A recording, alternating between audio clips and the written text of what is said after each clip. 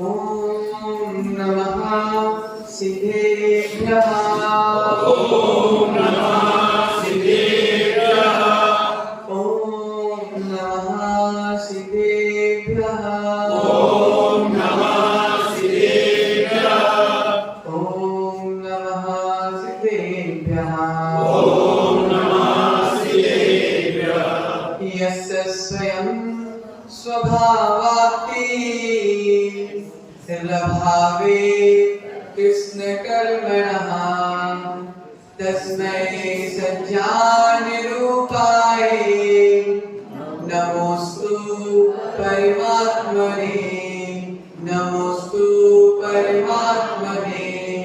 नमो हरिमुक्ताणं नमो श्रीकाणं नमो आयतीयाणं नमो वज्रायाणं नमो लोये सप्तसाहुरम्। मेरे पवित्र मन में गुरुदेव आओ, मैं शास्त्र वाचन करो प्रतिभा जगाओ। अनंत भाषित सभी श्रुत देवताओं, क्या बोलेगा अब मुझे तुम ही बताओ। लेना अब मुझे तुम ही बताओ। अनंत सिद्ध परमेश्वर भगवान की जय हो। देवानी देव एक श्यामनाथ भगवान की जय हो। योगी कैलाश शीतलनाथ भगवान की जय हो। परम पूज्य आचार्य भगवान पूज्य पाद स्वामी की जय हो। परम पूज्य आचार्य भगवान गुरु विराट सागर जी महाराज की जय हो। परम पूज्य आचार्य भगवान श्री विशुद्ध सागर जी महाराज की जय हो। परम पूज्य आचार्य भगवान विभव सागर जी महाराज की जय हो। श्री सागर जी महाराज की श्री सागर जी महाराज की प्रियजन, इष्टोपदेश आध्यात्म की कुंजी है। कल हमने ग्रंथ का मंगलाचरण किया, तो आज भगवंत कह रहे हैं मम अर्थात पाप और गल अर्थात गलाने वाला। जो पापों को गलाने वाला है वह मंगल है, और उस मंगल के अनुरूप पापों को गलाना है तो पापों को गलाने वाला आचरण भी करना पड़ेगा। तो मंगल पाप और गल अर्थात गलाने वाला, और चरण मतलब आचरण।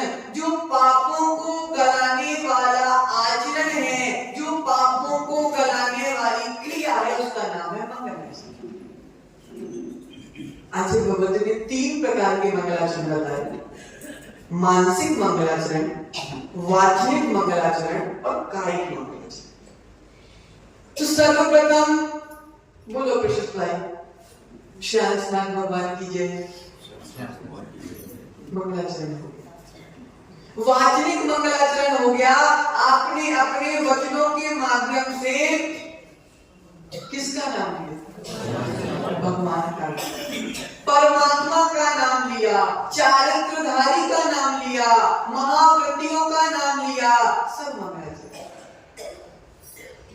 आचार्य कह रहे हैं मन से कौन सा वाचनिक चल रहा है, तो वचनों के माध्यम से जो शब्दों का उपयोग किया जाता है, जो पुण्य में वृद्धि करते हैं, ऐसे शब्दों का उपयोग करना, परमात्मा का नाम लेना, गुरुओं का नाम लेना वाचनिक मंगलाचरण।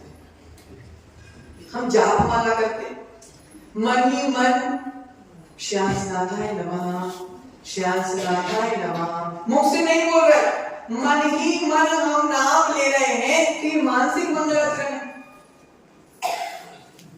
कभी कुछ अच्छा काम करना है तो क्या बोलते, भगवान की एक माला कर ले, उसके बाद काम शुरू कर।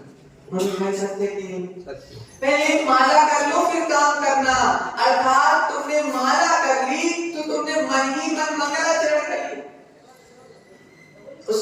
कायिक मंगलाचरण। दिलीप भाई हाथ जोड़ो, मस्तक झुकाना। ये कायिक मंगलाचरण। काय के माध्यम से, शरीर के माध्यम से शुभ चेष्टा करना, शुभ क्रिया करना कायिक मंगलाचरण। आचार्य कह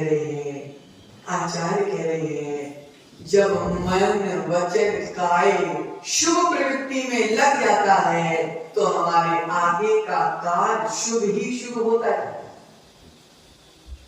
क्योंकि जिनका नाम उच्चारण करने से मंगल होता है, उनके जैसा आचरण अगर हम करने लगे तो मंडल कितना आनंद हो। इसलिए अशुभ उपयोग को हटाना है और शुभ उपयोग को लाना है। काल कौन सा चल रहा है? पंचम काल। माता पंचम काल चल रहा है। यहाँ पे कोई माता तो नहीं है जो 2 महीने के इकट्ठे उपास कर सके? कोई माता है क्या? ऐसा कोई पुरुष तो नहीं है जो मई और जून की तेज धूप पर छत पर सो जाए जाके दोपहर में 3 बजे? है क्या कोई? नहीं। सहनन नहीं, इतनी तपस्या करने का सहनन नहीं है। पंचम काल में सहनन भी नहीं है और इतनी कठिन भावनाएं भी नहीं। प्रकाश तुम तो नहीं करते? रात को कपड़े उतार के बिना कुछ रजाई कंबल के दिसंबर के महीने में छत पे तो नहीं सोते थे? आचार्य कह रहे हैं पंचम काल में बड़ी बड़ी साधना हम कर नहीं सकते, बड़े बड़े त्याग हम कर नहीं सकते। आचार्य कह रहे हैं अशुभ उपयोग को हटाना और शुभ उपयोग को लाना पंचम काल की सबसे बड़ी तपस्या। क्या है भैया सबसे बड़ी तपस्या? अशुभ उपयोग को हटाना और शुभ उपयोग में लग्न हो जाना, संलग्न हो जाना। तो पापों को गलाने के लिए जो कार्य किया जाता है वह मंगल है। मंगल 4 होते हैं। पाप पांचों को गलाने वाला, पापों को झड़ा देने वाला, पापों को भगा देने वाला और पापों को जीवन से निकाल कर सुख को लाने वाला मंगलाचरण हुआ करता है। क्योंकि मंगलाचरण हम इसलिए करते हैं, मम्मी पापा को खुश कर लो तो जो चीज चाहिए वो मिल जाती है। मम्मी पापा को खुश कर लो तो जो चीज चाहिए वो मिल जाती है। अगर मम्मी पापा को बार बार गुस्सा दिलाते रहेंगे तो फिर जो चाहिए पापा कहेंगे तुम्हें गुस्सा की नहीं चाहिए, नहीं देने वाला। लेकिन अगर हमने माँ बाप को खुश कर लिया तो लौकिक वस्तु हमको प्राप्त हो जाती है। उसी प्रकार हमने भगवान को खुश कर लिया तो मोक्ष मार्ग हमारे लिए प्रशस्त अपने आप हो। अब आगे भाई बोलेंगे महाराज तुम गलत हो, वीतरागी भगवान कभी खुश होते हैं क्या? बोलो ना, वीतरागी भगवान कभी खुश होते हैं क्या? फिर आपने कैसे बोल दिया कि भगवान को खुश करना मंगलाचरण? देखो, भगवान के दर्शन करने से, भगवान के दर्शन करने से पापों से छूटने की अगर तुम्हारी भावना हो रही, भगवान के दर्शन करने से तुम्हारे परिणामों में निर्मलता आ रही है, तुम पड़ोसी से रोज लड़ाई करते हो, आज भगवान के दर्शन करने से तुम्हारे मन में ये भाव आ रहे हैं कि लड़ाई झगड़ा सब आसार है, लड़ने झगड़ने से क्या होगा, कर्मों का बंध ही तो होगा। अगर ऐसे पावन पावन विचार दिलीप भाई तुम्हारे मन में आ रहे हैं, गुरु के दर्शन करने से, प्रभु के दर्शन करने से अगर तुम्हारे परिणामों में निर्मलता आ रही है, वह निर्मलता इस बात का प्रतीक है कि भगवान तुमसे प्रसन्न हो गए। अगर तुम सोचोगे तो भगवान हमको 32 दांत दिखाए प्रसन्न होंगे, तो 3 काल में संभव नहीं है। इस प्रकार मंगलाचरण, तो मंगलाचरण बड़े बड़े काम करते हैं। सबसे पहला काम करते हैं नास्तिकता का परिहार। क्या करते माता? नास्तिकता का परिहार। हम यहाँ प्रवचन करने लगे, हमने मंगलाचरण किया, नमो अरिहंताय।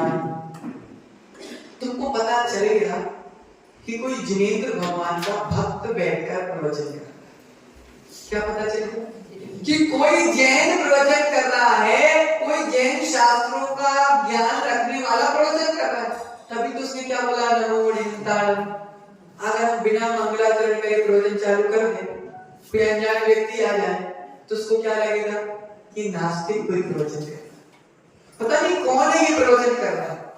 अर्थात हमारे मंगलाचरण करने से ये प्रतीक हो जाता है कि अभी यहाँ पर जिनेंद्र भगवान की वाणी का वाचन चल रहा है। इससे क्या पता चला, जो सामने वाले के दिमाग में नास्तिकता छाई हुई थी वह नास्तिकता का परिहार हो गया। उसको पता चल गया कि कोई सम्यक ऋषि यहाँ पे बैठे प्रवचन कर रहा है। शिष्टाचार का पालन, जिनवाणी का वाचन चल रहा है, लेट जाओ, लेट के प्रवचन सुनो, पैर पसार के प्रवचन सुनो, नहीं सुनोगे ना? क्यों नहीं सुनोगे? क्योंकि जिनवाणी का वाचन। फिल्म देखने जाते हो तब, सीरियल देखते जब हम ये रिश्ता क्या कहलाता है, तो ऐसे बैठ के देखते क्या? ऐसे बैठ के देखते क्या? किस बैठ के देखते? क्योंकि वहां राग की कथा चल रही है, अरुण भाई, वहां द्वेष की कथा चल रही है, वहां संसार में सास बहू को कैसे कैसे लड़ना चाहिए, नए नए तरीकों की कथा चल रही है। वहां पर पाप की कथा चल रही है तो शिष्टाचार नहीं है, यहाँ जिनवाणी की कथा चल रही है तो सभी अनुशासन से बैठो। क्या हुआ मंगलाचरण करने से? नमो अरिहंताय, शिष्टाचार का पालन हो गया। प्रश्न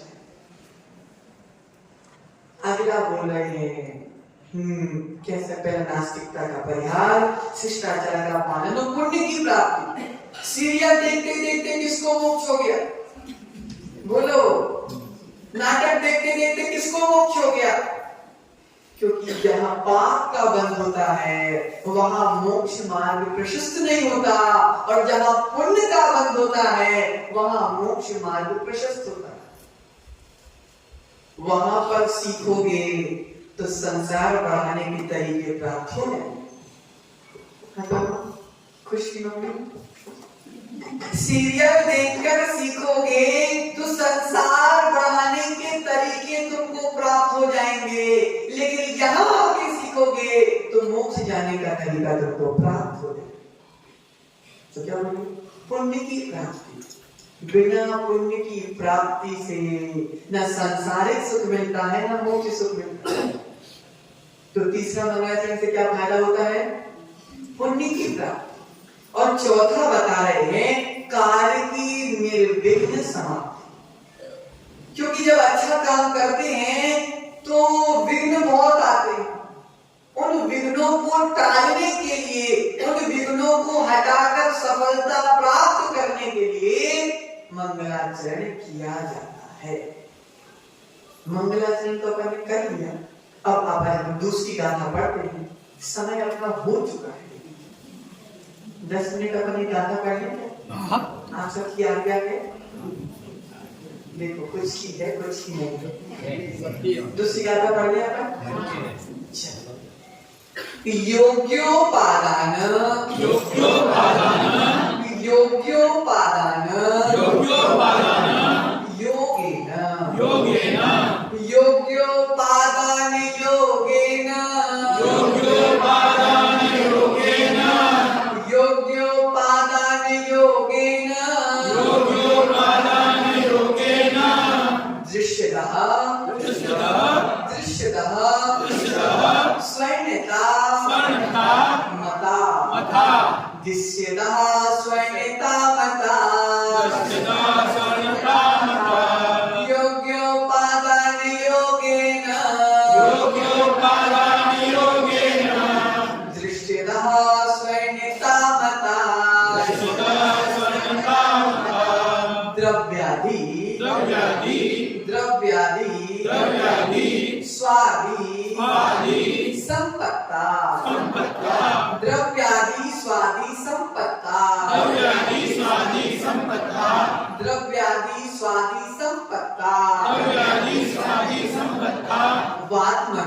वात्मनो वात्मनो वात्मनो प्यात्मता प्यात्मता मता अतः द्रव्यादि स्वादि संपत्ता द्रव्यादि स्वादि संपत्ता वात्मनो प्यात्मता मता वात्मनो प्यात्मता मता वात्मनो प्यात्मता मता वात्मनो प्यात्मता मता योग्योपादान योगेन योगोपादान योगेन दृष्टितः स्वैन्यता मता सदा सर्वथा मता द्रव्यादि स्वादि संपत्ता द्रव्यादि स्वादि संपत्ता वात्मनो प्यात्मता मता वात्मनो प्यात्मता मता एक साथ उच्चारण कीजिए योगोपादान योगेन दृश्यता स्वर्णता मता द्रव्यादि स्वादि संपत्ता वात्मनो प्यात्मता मता वात्मनो प्यात्मता मता वात्मनो प्यात्मता मता योग्योपादान योग्य उपादान योग्य उपादान के मिलने से दृश्यता जैसे स्वर्ण पाषाण को स्वर्णता मता स्वर्णपना प्राप्त हो जाता है। योग्य उपादान के मिलने पर जिस प्रकार खदान में सोने का पाषाण होता है, उसको अगर योग्य उपादान मिल जाए, उसके योग्य उपादान से वह स्वर्णपने को प्राप्त हो जाए। द्रव्यादि स्वादि संपत्तौ द्रव्यादि स्वद्रव्य स्वक्षेत्र स्वकाल और स्वभाव रूप सामग्री प्राप्त हो जाती। देखो निमित्त प्राप्त होते हैं, उपादान हमारा स्वयं। पाषाण को निमित्त प्राप्त हो गया, निकालने वाला मिल गया, सुनार अपनी दुकान में ले गया, अग्नि का संपर्क मिल गया, आदि आदि उसको निमित्त प्राप्त हो गया, लेकिन उपादान किसका था? सोना बनने की शक्ति तो सुनार में नहीं थी, पाषाण में थी। सोने बनने की शक्ति अर्थात उपादान तो पाषाण में था, निमित्त मिलने पर वह उपादान जागृत हो गया। ठीक है ना?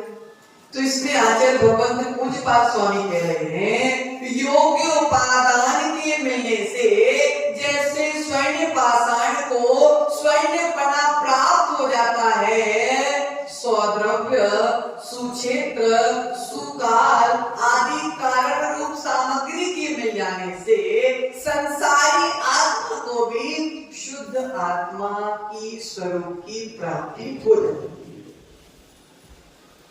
सोना, दिलीप भाई तुम भी सोना,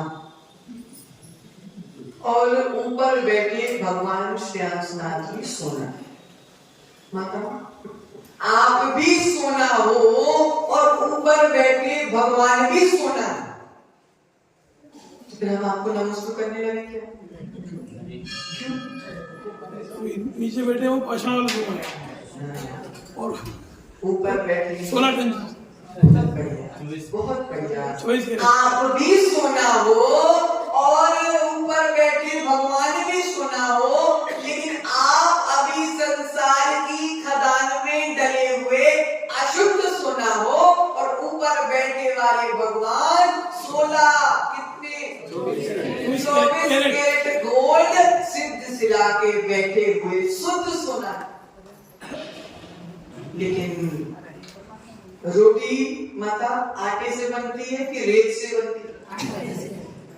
उपादान आटे में है, सो रोटी बनती है। रोटी बनने का शक्ति, रोटी बनने की शक्ति आटे में है, रेत में नहीं है। रेत की कितनी भी रोटी बना लो बनने वाली नहीं, बनेगी तो आटे की बनेगी। और योग उपादान सही होना चाहिए। योग उपादान के योग से, युक्ति से पत्थर जब स्वर्ण पने को प्राप्त हो जाता है, जिस प्रकार योग उपादान के योग से पत्थर सोने को प्राप्त हो जाता है, उसी योग उपादान के योग से हमारी आत्मा भी परमात्मा अवस्था को प्राप्त होगा। स्वभाव ही संपत्ता, क्या लिखा? स्वभाव एव संपत्ता, संपदा। स्वभाव ही हमारी संपदा है। स्वभाव से बड़ी कोई संपत्ति हो नहीं सकती। आचार्य भगवंत कह रहे हैं स्वद्रव्य, स्वक्षेत्र, स्वकाल और स्वभाव, ये सब हमारी आत्मा की संपत्ति है। यहाँ पे कोई गरीब है क्या? सेठ जी, आपके शासन में कोई गरीब है क्या? वर्तमान शासन नायक सेठ जी,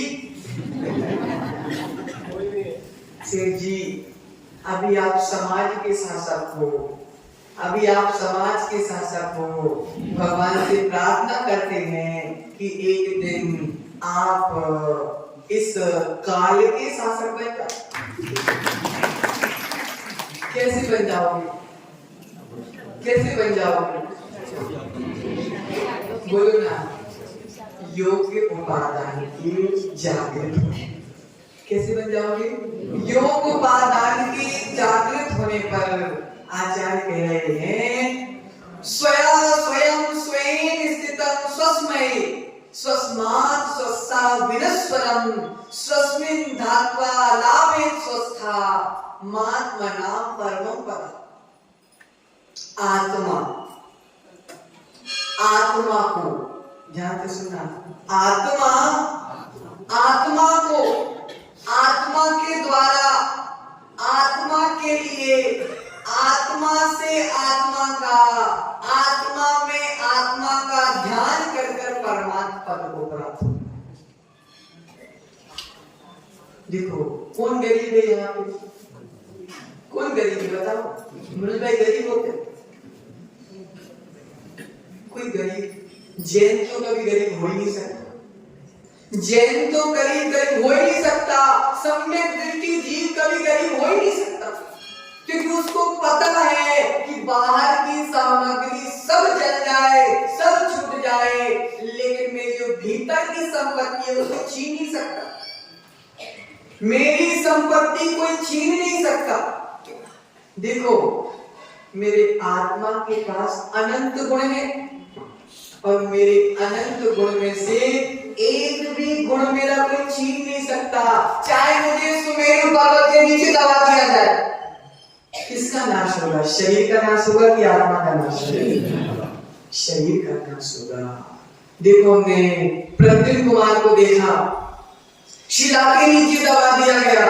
पंडित टोडरमल जी को देखा, हाथी के पांव के नीचे दबा दिया गया, लेकिन मन में दृढ़ श्रद्धा थी कि शरीर मरेगा, मेरी आत्मा का एक भी गुण मुझसे अलग होने वाला नहीं है। इसलिए जड़ संपत्ति का बंटवारा दिलीप भाई कर सकते हो, लेकिन चैतन्य संपत्ति का बंटवारा तो कभी कर नहीं सकते, क्योंकि आचार्य कह रहे हैं जड़ संपत्ति को जब तक हम अपना समझते रहेंगे, जब तक उसको जोड़ने के लिए पुरुषार्थ करते रहेंगे, लेकिन जिस दिन मैं जड़ संपत्ति को भिन्न और अपनी चैतन्य संपत्ति को अपना समझूंगा, तो उस संपत्ति को संभालने का मैं प्रयास करूंगा। आचार्य भगवंत ने गाथा लिखी, एक काव्य लिखा तेरी छत्र छाया में। मैंने चरण छुए दो तेरे, तुमने हृदय छुआ। भगवान के चरण हम छूते हैं, लेकिन भगवान हमारे हृदय को छूते। क्या बोले? मैंने चरण छुए दो तेरे, तुमने हृदय छुआ। मेरे आत्मिक प्रदेशों पर फिर अद्भुत असर हुआ। तेरे गुण मुझ में प्रकटे जो सरेंद्रिय वर्गो। गुण मेरे भीतर भी हैं प्रभु, आपके भीतर भी गुण है और मेरे भीतर भी गुण है। आपके गुण प्रकट हो गए हैं और मेरे गुण अभी छुपे हुए। शक्ति तो है, अभिव्यक्ति नहीं। क्या शक्ति तो है, अभिव्यक्ति नहीं है।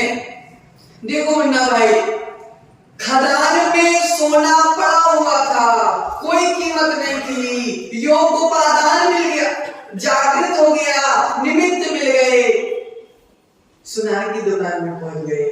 सुनार की दुकान में पहुंचे, तपते तपते तपते तपते, कितने तावों में तपते गए? बोलो, कितने ताव में तपे? 16 ताव में तपते तपते तपते तपते, एक ताव हुआ थोड़ी गंदगी निकली, दूसरा ताव हुआ थोड़ी गंदगी निकली, ऐसे 16 ताव में तपते तपते तपते तपते थोड़े थोड़े करके सारी गंदगी निकल गई और वह सोना शुद्ध सोने के रूप में हमारे सामने। अब वापस गंदा हो जाएगा क्या? बोलो ना, अब सोना वापस गंदा होगा क्या? कीचड़ में भी डाल दो तो भी उसमें गंदगी जाने वाली नहीं है। सोना अशुद्ध था, तपाते तपाते तपाते तपाते, सौ द्रव्य, सौ क्षेत्र, सौ काल, सौ भाव के निमित्त से वह शुद्ध पने को प्राप्त हो गया, अब वापस अशुद्ध होने वाला नहीं है। उसी प्रकार मेरी आत्मा भी मनोज भाई गंदगी से भरी हुई है, इसको भी तपाते तपाते एक गंदगी निकलती जाएगी और मेरी आत्मा भी शुद्ध अवस्था को प्राप्त। माता दूध का दही जमाया, दूध का दही जमाया, दही का दूध जमाया, क्यों जमाया? दही का दूध बन सकता क्या? छेने का दूध बन सकता क्या? हम दूध हैं, हम दूध हैं, भगवान दही बन गए क्या? हम दूध हैं, भगवान दही बन गए हैं। दूध का दही जम सकता है, लेकिन दही का दूध नहीं जम सकता प्रसिद्ध भाई। एक बार आत्मा परमात्मा बन सकती है, लेकिन परमात्मा बनने के बाद वापस संसार में आने वाली। आवाज से बोलना बंद कर दोगे ना भगवान से, हे भगवान मेरी बिगड़ी बनाने तुम ही आ जाओ, मेरी नाव तुम्हारे भरोसे चल रही है। अब तो क्या है, उसने बोला ना समाधि भक्ति में कि आपके चरणों में मेरा हृदय और मेरा हृदय आपके चरणों में जब तक रहेगा जब तक मैं भगवान नहीं बन जाता। तो भैया भगवान तुमको भगवान बनाने आएंगे क्या? भगवान तुमको भगवान बनाने आएंगे क्या? कौन बनाएगा तुम्हें भगवान? तुम्हारे भीतर बैठे भाव ही तुम्हें, परिणाम ही तुम्हें भगवान बनाएंगे। सो स्वद्रव्य मतलब तुम्हारी आत्मा। तुम्हारा स्वद्रव्य क्या है? घर में रखा द्रव्य हमारा नहीं, घर में रखे कागज की बिंडल हमारे नहीं है, वो तो पर द्रव्य हो गए। स्वद्रव्य क्या है बताओ? आत्मा। स्व क्षेत्र क्या है हमारा? जितने में हमारी आत्मा की जो अनंत प्रदेश है वो हमारा स्व क्षेत्र है। स्व काल क्या है? जितने काल में साधना कर रहा हूं उतना काल मेरा है। आपकी उम्र कितनी हो? 65। अभी आपका जन्म नहीं हुआ, अभी आपका जन्म नहीं हुआ। हमारी उम्र 21 साल हो गई, लेकिन अभी हम 2 साल के। अभी हमारी उम्र कितने साल की हो गई? 21 साल की, लेकिन हमारी उम्र कितनी है? 2 साल की। क्योंकि साधना का काल 2 साल से प्रारंभ हुआ, अर्थात पर काल तो निकल गए, लेकिन 100 काल तो मात्र मेरा साधना काल 2 साल है। तो साधना तो जो काल है वही मेरा काल है, और स्वभाव जो मेरे भावों की परिणति हो रही है, जितने जितने शुद्ध भाव मेरे भीतर आए हुए मेरे स्वभाव है। स्वद्रव्य, स्वक्षेत्र, स्वकाल ये साधन है, और जो स्वभाव है वह साधन है। क्या मतलब? स्वद्रव्य, स्वक्षेत्र और स्वकाल ये साधन है, और स्वभाव मेरा साध है। अच्छा अच्छा द्रव्य, अच्छा अच्छा क्षेत्र, अच्छा अच्छा काल मिल जाता है तो मेरे भाव अपने आप अच्छे। अभी तुम जहां पर जीवों की हत्या होती है उस स्थान पे जाकर बैठ जाओ, भाव कैसे होंगे? और भगवान के चरणों में आकर बैठ जाओ तो भाव कैसे हो? क्षेत्र का प्रभाव पड़ गया, क्षेत्र का प्रभाव पड़ गया। अभी जब अपन कुछ दिन बाद शाम को भक्तांबर पढ़ेंगे ना, तो उस भक्तांबर में अपन जानेंगे द्रव्य का प्रभाव, द्रव्य पर कैसे, क्षेत्र पर कैसे, काल पर कैसे, भाव पर कैसे, उसका बहुत अच्छा विश्लेषण भक्तांबर में किया गया है। अपन करेंगे। अभी तो अपन ऊपर का जान लो कि सौद्रव्य, क्षेत्र, काल साधन है और भाव मेरा साध्य है। सौद्रव्य, क्षेत्र, काल के शुभ होने पर भावों की परिणति अपने आप शुभ हो जाती है। तो क्या कहा आचार्य भगवत ने? जिस प्रकार योग उपादान से स्वर्ण पाषाण स्वर्ण बने को प्राप्त हो जाता है, उसी प्रकार सौद्रव्य, क्षेत्र, काल भाव के प्रभाव से आत्मा भी परमात्मा अवस्था को प्राप्त हो जाती है। और उच्चारण कर लो, योग्योपादान योगेन दृश्यतः स्वर्णितामता द्रव्यादि स्वादि संपत्ता आत्मनोप्यात्मता मता